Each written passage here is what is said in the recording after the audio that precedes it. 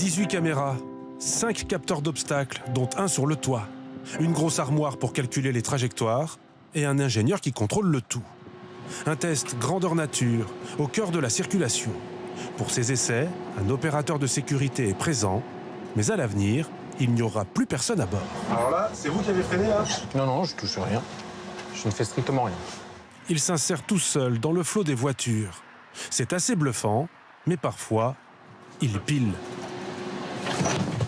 L'ordinateur a estimé que le bus d'à côté était trop près. La sécurité est primordiale, toujours. Donc il freine à tout moment, il faut qu'il se perfectionne, mais je pense qu'il n'y a pas de souci. Pour le moment, il ne prend pas de voyageurs. Il pourrait être homologué dans 4 ans et prendre ses premiers clients. Les chauffeurs de bus, interrogés anonymement, se disent, eux, inquiets. Et qu'est-ce que vous en pensez, quoi? On a un peu peur, bien sûr. On croise les doigts que ça va pas arriver là, quoi. Pas tout de suite, quoi.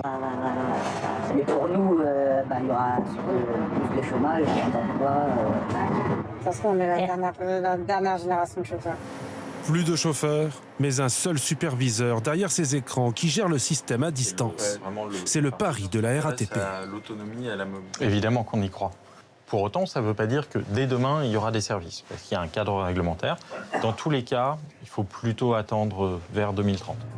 Mais cela n'est pas la première fois qu'on nous annonce le futur pour demain. En 2018, on prévoyait des bateaux taxis autonomes qui voleraient sur la Seine. Pour les JO de 2024, c'était des taxis volants. Aucun n'est à ce jour en circulation. Les seuls véhicules autonomes aujourd'hui en activité sont en Chine ou aux États-Unis. Et tout ne se passe pas forcément comme prévu. En décembre dernier, certains se sont arrêtés en pleine rue à cause d'une panne sur le réseau électrique.